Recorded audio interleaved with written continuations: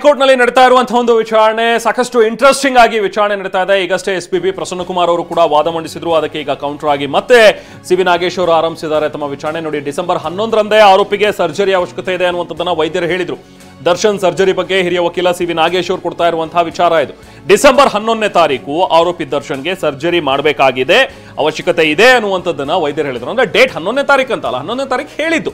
S, of course ಮುಂದೆ ಅವರಿಗೆ surgery ಮಾಡಲೇಬೇಕಾಗತ್ತೆ ಅಂತೇಳಿ. ಸೊ ಆದ್ರೆ ಸರ್ಜರಿಗಿಂತ ಮುಂಚೆ ಕೆಲವೊಂದಷ್ಟು ಚಿಕಿತ್ಸೆಗಳನ್ನ ಅವರಿಗೆ ಕೊಡಬೇಕಾಗತ್ತೆ. ಆ ಚಿಕಿತ್ಸೆಗಳನ್ನ ಕೊಡ್ತಾ ಇದ್ದಾರೆ. ಹಾಗಂತ ನಾವೇನಿಲ್ಲಿ ಮಧ್ಯಂತರ ಜಾಮೀನಿನ ಷರತ್ತು ಯಾವುದು ಕೂಡ ಉಲ್ಲಂಘನೆ ಆಗಿಲ್ಲ. ಏನಿತ್ತು ಮಧ್ಯಂತರ ಜಾಮೀನಿನಲ್ಲಿ ಷರತ್ತುಗಳು? ಆದಷ್ಟು ಬೇಗ ಅವರು ಹೋಗಿ ಹಾಸ್ಪಿಟಲ್ ಅಲ್ಲಿ ಅಡ್ಮಿಟ್ ಆಗಬೇಕು. ಬೆಂಗಳೂರಿಗೆ ಸೀಮಿತವಾಗಿರುವಂತಹ ಒಂದು ಬೆಂಗಳೂರು ಸೀಮಿತವಾಗಿರೋ ಹಾಗೆ ಅಲ್ಲಿ ನೀವು ಹಾಸ್ಪಿಟಲ್ಗೆ ಅಡ್ಮಿಟ್ ಆಗಬೇಕು. ಅದಾದ ನಂತರ 1 ವಾರದ ಒಳಗೆ ನೀವು ರಿಪೋರ್ಟ್ ಕೊಡಬೇಕು ಅನ್ನುವಂಥದ್ದನ್ನ ಹೇಳ್ತು. ಅದನ್ನೆಲ್ಲವನ್ನು ಕೂಡ ನಾವು ಕೊಟ್ಟಿದ್ವಿ.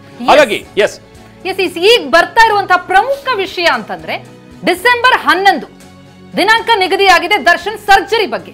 ಆ ವಿಷಯವನ್ನ ಹಂಚಿಕೊಳ್ತಾ ಇದ್ದಾರೆ.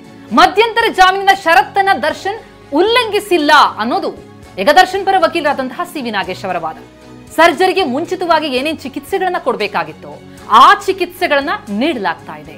ದರ್ಶನ್ಗೆ ಏನೇನ್ ಅಗತ್ಯತೆ ಇದೆಯೋ ಅವರಿಗೆ ಸರ್ಜರಿಗೂ ಮುನ್ನ ಆ ಎಲ್ಲ ಟ್ರೀಟ್ಮೆಂಟ್ ಗಳನ್ನ ನೀಡಲಾಗ್ತಾ ಇದೆ. ಈಗ ಸರ್ಜರಿಯ ಹಂತ ಬಂದಿದೆ. ಡಿಸೆಂಬರ್ 11ಕ್ಕೆ ಆರೋಪಿ ದರ್ಶನ್ಗೆ ಸರ್ಜರಿ ಮಾಡಿಸ್ತೀವಿ ಅಂತ ಈಗ ದರ್ಶನ್ ಪರ ವಕೀಲರಾದಂತಹ ಸಿ.ವಿ. ನಾಗೇಶ್ ಮಾಹಿತಿಯನ್ನ ನೀಡಿದ್ದಾರೆ. ಡಿಸೆಂಬರ್ 11 ದಿನಾಂಕ ನಿಗದಿ ಆಗ್ತಾ ಇದೆ. ಜೊತೆಗೆ ಈ ಮೂಲಕ ಅವ್ರು ಹೇಳೋದು ಮಧ್ಯಂತರ ಜಾಮೀನು ಷರತ್ತು ಉಲ್ಲಂಘನೆ. ನೋಡಿ, ಎಷ್ಟು ಇಂಟ್ರೆಸ್ಟಿಂಗ್ ಆಗಿದೆ. 11ನೇ ತಾರೀಕು ಇನ್ಫ್ಯಾಕ್ಟ್ ಅವರ ಮಧ್ಯಂತರ ಜಾಮೀನು ಅರ್ಜಿಯ ಆ ಒಂದು ಟೈಮ್ ಏನಿದೆಯಲ್ಲ ಅದು ಮುಕ್ತಾಯ ಆಗೋದು. 42 ದಿನಗಳ ಕಾಲ ಏನ್ ಕಾಲಾವಕಾಶ ಇತ್ತು, 6 ವಾರಗಳ ಕಾಲ. ಸೊ ಅದು ಮುಕ್ತಾಯ ಆಗ್ತಿರೋದು 11ನೇ ತಾರೀಕು. 11ನೇ ತಾರೀಕು ಮುಗಿದ ತಕ್ಷಣ 12ನೇ ತಾರೀಕು ಅವ್ರು ಜೈಲಿಗೆ ಹೋಗ್ಬೇಕು. ಇನ್ಫ್ಯಾಕ್ಟ್ ಅವ್ರ ಎಲ್ಲ ಸರಿ ಇದೆ ಅಂತ ಹೇಳಿ. ಬಟ್ ನೋಡಿ, ಇಲ್ಲಿ ಎಷ್ಟೊಂದು ಚೆನ್ನಾಗಿ ಟ್ರಿಕ್ ಇದೆ. ಅಕಸ್ಮಾತ್ ಅವರು ಅಡ್ಮಿಟ್ ಆದಾಗ್ಲೇನೆ ತರಾತುರಿಯಲ್ಲಿ ಎಲ್ಲಾ ಟೆಸ್ಟ್ಗಳನ್ನು ಮಾಡಿದ್ರು. MRI ಮಾಡಿದ್ರು, ಬ್ಲಡ್ ಟೆಸ್ಟ್, ಅದು ಇದು ಸ್ಕ್ಯಾನಿಂಗ್ ಎಲ್ಲವೂ ಕೂಡ ಮುಗಿದಿತ್ತು. ಡೇಟ್ ಒಂದೇ ಫಿಕ್ಸ್ ಆಗ್ಬೇಕಾಗಿದ್ದು. ಅದ್ರ ಬಗ್ಗೆ ಸಾಕಷ್ಟು ಚರ್ಚೆಗಳಾದವು, ಹಗ್ಗ ಜಗಾಟ ನಡೀತಾನೆ ಇತ್ತು. ಅವ್ರು ಯಾವುದೋ ಡೇಟ್ ಹೇಳ್ತಾ ಇದಾರೆ ಅಥವಾ ಇವ್ರು ಯಾವುದೋ ಡೇಟ್ ಹೇಳ್ತಿದ್ದಾರೆ ಅನ್ನೋದು ಇದೆಲ್ಲವೂ ಕೂಡ ಗಮನಿಸ್ತಾ ಹೋದ್ರೆ ಮೇಲ್ನೋಟಕ್ಕಂತೂ ಗೊತ್ತಾಗುತ್ತೆ ಇದು ಕಾಲ ವಿಳಂಬ ಮಾಡೋದಕ್ಕೆ ಅನುಸರಿಸ್ತಾ ಇರುವಂತ ತಂತ್ರ ಅಂತ. ಸೇಮ್ ಥಿಂಗ್ ನ ಈಗ SPP ಕೂಡ ಕೋರ್ಟ್ ನ ಮುಂದೆ ತರ್ತಾ ಇರೋದು.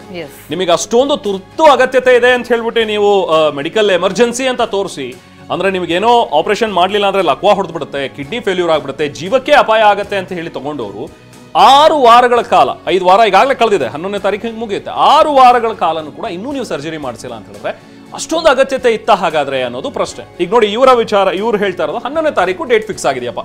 ಈಗ 11ನೇ ತಾರೀಕು ಡೇಟ್ ಆಗಿ ಅದರ ಆಪರೇಷನ್ ಆದ್ಮೇಲೆ ಪೋಸ್ಟ್ ಆಪರೇಷನ್ ಎಷ್ಟು ದಿನಗಳು ಬೇಕಾಗತ್ತೆ, ಎಷ್ಟು ರೆಸ್ಟ್ ಬೇಕಾಗತ್ತೆ, ಇದೆಲ್ಲವೂ ಕೂಡ ಈಗ ವೈದ್ಯರು ಏನ್ ಹೇಳ್ತಾರೆ ಅದ್ರ ಮೇಲೆ ನಿರ್ಭರವಾಗುತ್ತೆ. ನೋಡಿ, ಈಗ 11ನೇ ತಾರೀಕು ಡೇಟ್ ಫಿಕ್ಸ್ ಆಗಿದೆ. ಸೊ ಹಾಗಾಗಿ ದರ್ಶನ್ ಪರ ಹಿರಿಯ ವಕೀಲರಾಗಿರುವಂತಹ ಸಿ.ವಿ. ನಾಗೇಶ್ ಅವರು ಈಗ ಮಾಹಿತಿಯನ್ನ ಕೋರ್ಟ್ಗೆ ಹಂಚ್ಕೊಳ್ತಾ ಇದ್ದಾರೆ. ಹೈಕೋರ್ಟ್ಗೆ ಮಾಹಿತಿಯನ್ನ ನೀಡಿದ್ದಾರೆ. ಇದುವರೆಗೂ ಇದ್ದಂತ ಒಂದು ಪ್ರಶ್ನೆ ಏನಿತ್ತು, ಪ್ರತಿಯೊಬ್ರು ಕೂಡ ಕೇಳ್ತಾ ಇದ್ರು, ರಾಜ್ಯದ ಜನ ಕೂಡ ಇದನ್ನ ಇಂಟ್ರೆಸ್ಟಿಂಗ್ ಆಗಿ ಈ ಕೇಸನ್ನ ಏನು ಅಬ್ಸರ್ವ್ ಮಾಡ್ತಾ ಇದಾರೆ, ಎಲ್ಲರೂ ಕೂಡ ಕೇಳ್ತಾ ಇದ್ದಿದ್ದು ದರ್ಶನ್ಗೆ ಸರ್ಜರಿ ಯಾವಾಗ ಅಂತೇಳಿ. ಬಹುಶಃ ಹೇಗಿದೆ ಐರನಿ ನೋಡಿ ಪ್ರತಿಮಾ, ಇದುವರೆಗೂ ಕೂಡ ದರ್ಶನ್ ಸಿನಿಮಾ ಯಾವಾಗ ರಿಲೀಸ್ ಆಗುತ್ತೆ ಅಂತ ಹೇಳಿ ಎಲ್ಲರೂ ಕೇಳ್ತಾ ಇದ್ರು, ಯಾವಾಗ ಬರುತ್ತೆ ಸಿನಿಮಾ ಅಂತ ಹೇಳಿ. ಬಟ್ ಇವಾಗ ಯಾವಾಗ ಸರ್ಜರಿ ಆಗುತ್ತೆ ಅನ್ನೋ ಒಂದು ಪ್ರಶ್ನೆಯನ್ನ ಕೇಳ್ತಾ ಇದ್ರು. ಅದಕ್ಕೆ ಉತ್ತರ ಡಿಸೆಂಬರ್ 11ನೇ ತಾರೀಕು ದರ್ಶನ್ಗೆ ಸರ್ಜರಿಯ ಡೇಟ್ ಫಿಕ್ಸ್ ಆಗಿದೆ. ಅಂದ್ರೆ ಈ ವಿಷಯದಿಂದ ಇದೇ ನಿಜಕ್ಕೂ ಕೂಡ ಬಹಳಷ್ಟು ಪ್ರಶ್ನೆಗಳನ್ನ ಹುಟ್ಟುಹಾಕೋದು. ಯಾಕಂದ್ರೆ ನಾವು ದೃಶ್ಯಗಳಲ್ಲೂ ನೋಡಿದ್ವಿ ರೆಮಾನ್. ಯಾಕಂದ್ರೆ ಅವರು ಜೈಲಿನಲ್ಲಿದ್ದಂತಹ ಸಂದರ್ಭದಲ್ಲಿ ಯಾವಾಗ ಹೊರಗೆ ಬರ್ತಾ ಇದ್ರು ಆಗೆಲ್ಲ ಅವರು ಬೆನ್ನು ಹಿಡ್ಕೊಂಡು ನಿಂತ್ಕೊಳ್ಳುವಂಥದ್ದು, ಬ್ಯಾಗ್ ಹಿಡ್ಕೊಳಕ್ಕಾಗದೆ ಒದ್ದಾಡುವಂಥದ್ದು, ಆ ಎಲ್ಲ ದೃಶ್ಯ ನೋಡಿದಾಗ ತಕ್ಷಣ ಬೇಕಪ್ಪ ಸರ್ಜರಿ ಅಂತ ಅನಿಸ್ತಾ ಇತ್ತು. ಹಾಗಾಗಿ ಅವರು ಬೇಲನ್ನ ಪಡ್ಕೊಂಡಂತ ಸಂದರ್ಭದಲ್ಲಿ ಬೇಲ್ ಪಡಿತಾ ಇದ್ದಂತೆ ಹಾಗಿದ್ರೆ ಸರ್ಜರಿ ಆಗ್ಬಿಡುತ್ತಾ ಅಂತ ಅನ್ಕೊಂಡಿದ್ರು. ಆದ್ರೆ ಸಿಕ್ಕದ್ದು 6 ವಾರಗಳ ಮಧ್ಯಂತರ ಜಾಮೀನು. ಆದ್ರೆ ಈಗ ಸರ್ಜರಿ ಆಗ್ತಾ ಇರೋದು ಯಾವಾಗ, ಆ ಜಾಮೀನಿನ ಅವಧಿ ಅಂತ್ಯ ಆಗೋ ದಿನನೇ, ಅಂದ್ರೆ ಡಿಸೆಂಬರ್ 11 ಅವತ್ತೇ ಅಂತ್ಯ ಆಗೋದು 6 ವಾರಗಳ ಅವರ ಎಂಟ್ರಿಮ್ ಬೇಲ್. ಅವತ್ತೇ ಸರ್ಜರಿ ದಿನಾಂಕ ನಿಗದಿ ಮಾಡಿದ್ದಾರೆ ಅಂತಂದ್ರೆ ನಿಜಕ್ಕೂ ವೈದ್ಯರು ಇಷ್ಟು ದಿನಗಳ ಕಾಲ ಹಾಗಿದ್ರೆ ಅದಕ್ಕೆ ಪೂರಕವಾದಂತಹ ಟ್ರೀಟ್ಮೆಂಟ್ ಕೊಟ್ಟು ಈಗ ಸರ್ಜರಿಗೆ ಸಿದ್ಧ ಮಾಡಿದಾರಾ, ಅಥವಾ ಈ ಬೇಲನ್ನ ಎಕ್ಸ್ಟೆಂಡ್ ಮಾಡುವಂತಕ್ಕಾಗಿ ನಡೆದಂತಹ ಒಂದು ತಂತ್ರಗಾರಿಕೆನ ಅನ್ನೋ ಪ್ರಶ್ನೆಗಳು ಮೂಡುತ್ತೆ. ಅದಕ್ಕೆ ಪೂರಕವಾದಂತಹ ಒಂದು ವಾದ ಪ್ರತಿವಾದ ಈಗ ನಡೀತಾ ಇದೆ. ಎಕ್ಸಾಕ್ಟ್ಲಿ. ಸೊ ಈಗ ಎಂಟರಿಮ್ ಬೇಲ್ ಎಕ್ಸ್ಟೆನ್ಷನ್ ಮಾಡೋದು ಇವರ ಮೈಂಡ್ ನಲ್ಲಿ ಇದೆ ಅನ್ನುವಂಥದ್ದು ಮೊನ್ನೆಯಿಂದಲೂ ಗೊತ್ತಾದಂಥ ವಿಚಾರ. ಮೊನ್ನೆಯೂ ಕೂಡ ನಾವು ಚರ್ಚೆ ಮಾಡುವಾಗ ಇದನ್ನ ಮಾತಾಡ್ತೀವಿ. ಬಹುಶಃ ಆಲ್ರೆಡಿ ಅರ್ಜಿಯನ್ನ ರೆಡಿ ಮಾಡ್ಕೊಂಡಿದ್ದಾರೆ. ಅಕಸ್ಮಾತ್ ನಮಗೆ ರೆಗ್ಯುಲರ್ ಬೇಲ್ ಸಿಗ್ಲಿಲ್ಲ ಅಂತ ಹೇಳಿದ್ರೆ, ದರ್ಶನಿಗೆ ರೆಗ್ಯುಲರ್ ಬೇಲ್ ಸಿಗ್ಲಿಲ್ಲ, ಈ ಪ್ರಕರಣದ ಮೆರಿಟ್ ಆಧಾರದ ಮೇಲೆ ನಾವು ಕೇಳ್ತಾ ಇದೀವಿ, ಅಕಸ್ಮಾತ್ ಸಿಗ್ಲಿಲ್ಲ ಅಂತ ಪಕ್ಷದಲ್ಲಿ ಈ ಇಂಟರಿಮ್ ಬೇಲ್ ಅನ್ನ ಎಕ್ಸ್ಟೆಂಡ್ ಮಾಡೋದಕ್ಕೆ ಏನ್ ಮಾಡಬಹುದಾಗುತ್ತೆ ಅನ್ನೋ ಒಂದು ಪ್ಲಾನ್ ಬಿ ಕೂಡ ಇವ್ರು ರೆಡಿ ಮಾಡ್ಕೊಂಡಿದ್ರು. ಆಲ್ರೆಡಿ ಅರ್ಜಿ ಕೂಡ ರೆಡಿ ಆಗಿತ್ತು ಅನ್ನುವಂಥದ್ದು ನಮಗೆ ಬಂದಂತಹ ಒಂದಷ್ಟು ಇನ್ಸೈಡ್ ಮಾಹಿತಿ. ಸೊ ಹಾಗಾಗಿ ನೋಡ್ಕೊಳ್ಳೋಣ ಈ ರೆಗ್ಯುಲರ್ ಬೇಲ್ನ ವಿಚಾರ ಏನಾಗಬಹುದು ಅಂತ ಹೇಳಿ. ಅಕಸ್ಮಾತ್ ಆ ಥರದ ಏನಾದರೂ ಅನ್ಸಿದ್ರೆ, ರೆಗ್ಯುಲರ್ ಬೇಲ್ ನಮಗೆ ಸಿಗ್ಲಿಕ್ಕಿಲ್ಲ ಅನ್ನುವಂಥದ್ದು ಅನ್ಸಿದ್ರೆ, ಆಗ ಇಂಟರಿಮ್ ಬೇಲ್ ಎಕ್ಸ್ಟೆನ್ಷನ್ಗೆ ನಾವು ಹಾಕೊಳ್ಳೋಣ ಅನ್ನುವಂಥ ಒಂದು ಪ್ಲಾನಿಂಗ್ ಆಲ್ರೆಡಿ ಅರ್ಜಿ ಇತ್ತು ಅಂತ. ಈಗ ನಾಗೇಶ್ ಅವರು ಹೇಳ್ತಾ ಇರುವಂಥ ಈ ಪಾಯಿಂಟ್ ಅನ್ನು ಆಧರಿಸಿ ನಾವು ಹೇಳೋದಾದ್ರೆ 11ನೇ ತಾರೀಕು ಸರ್ಜರಿ ಇದೆ. ಸೊ ಹಾಗಾಗಿ ಸರ್ಜರಿ ಆದ ತಕ್ಷಣನೇ ಇಮಿಡಿಯೇಟ್ ನಾಳೆ ದಿನ ಕಳ್ಸೋಕ್ಕಾಗಲ್ಲ ಅವರನ್ನ ಜೈಲಿಗೆ, ಅದಕ್ಕೆ ಒಂದಷ್ಟು ದಿನಗಳ ಕಾಲಾವಕಾಶ ಬೇಕಾಗತ್ತೆ. ಸೊ ಹಾಗಾಗಿ ಇದು ಟೈಮ್ ಅನ್ನ ವಿಳಂಬ ಮಾಡುವಂಥದ್ದು, ಮತ್ತಷ್ಟು ಎಕ್ಸ್ಟೆಂಡ್ ಮಾಡ್ಕೊಳ್ಳುವಂಥದ್ದು ಇಂಟರಿಮ್ ಬೇಲಿಗೆ.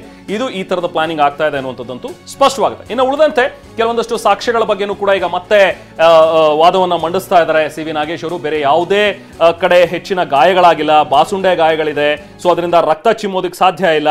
ಸೊ ಹಾಗಾಗಿ ಇದನ್ನ ಹೇಳ್ತಾ ಇರುವಂತದ್ದೆಲ್ಲವೂ ಕೂಡ ಸುಳ್ಳು. 13 ಗಾಯಗಳಿವೆ ಅಂತ ಹೇಳ್ತಾರೆ, ಅದಕ್ಕೆ ಯಾವುದೇ ರೀತಿಯ ಆಧಾರಗಳಿಲ್ಲ ಅನ್ನೋದೆಲ್ಲವನ್ನು ಕೂಡ ನೋಡಿ. 2.5 x 1 ಸೆಂಟಿಮೀಟರ್ ಗಾಯ ಬಿಟ್ರೆ ಇನ್ಯಾವ ಥರದ ಗಾಯನೂ ಕೂಡ ಇಲ್ಲ. ಇನ್ನ ಈ ರಕ್ತ 14 ಆರೋಪಿಗಳ ಬಟ್ಟೆಗೆ ತಗುಲಿದೆ ಅಂತ ಹೇಳ್ತಾರೆ ರಿಪೋರ್ಟ್ನಲ್ಲಿ. ಅದು ಹೇಗೆ ಸಾಧ್ಯ? ಈ 2.5 x 1 ಸೆಂಟಿಮೀಟರ್ ಗಾಯದಲ್ಲಿ ಅಲ್ಲಿ ಹೆಚ್ಚಾಗಿ ರಕ್ತ ಕೂಡ ಹೊರಗಡೆ ಬಂದಿಲ್ಲ, ಚಿಮ್ಮಿಲ್ಲ. ಈ 14 ಜನ ಆರೋಪಿಗಳ ಬಟ್ಟೆಗಳ ಮೇಲೆ ಹೇಗೆ ಬರೋದಕ್ಕೆ ಸಾಧ್ಯ ಅನ್ನುವಂಥದ್ದು ಪ್ರಶ್ನೆ. ಇದು ಆರಂಭದಿಂದಲೂ ಕೂಡ ಈ ಒಂದು ಇನ್ಸಿಡೆಂಟ್ ಏನಿದೆ, ಈ ವಾದ ಪ್ರತಿವಾದ ಏನಿದೆ, ಬಹುಶಃ ಕಾನೂನಾತ್ಮಕವಾಗಿ ಏನೇನು ಅವಕಾಶಗಳಿದೆ ಅದನ್ನು ಹೇಗೆ ಬಳಕೆ ಮಾಡ್ಕೊಳ್ಳಲಾಗುತ್ತೆ ಅದೆಲ್ಲದಕ್ಕೂ ಒಂದು ಎಕ್ಸಾಂಪಲ್ ಆಗಿ ಉಳಿದು ಬಿಡುತ್ತಾ ಅಂತ ಅನ್ಸುತ್ತೆ. ಒಟ್ಟಾರೆಯಾಗಿ ಈ ಪ್ರಕರಣಕ್ಕೆ ಸಂಬಂಧಪಟ್ಟಂತೆ ವಾದ ಪ್ರತಿವಾದದ ಇನ್ನಷ್ಟು ಅಪ್ಡೇಟ್ಸ್ ಬಾಕಿ ಇದೆ.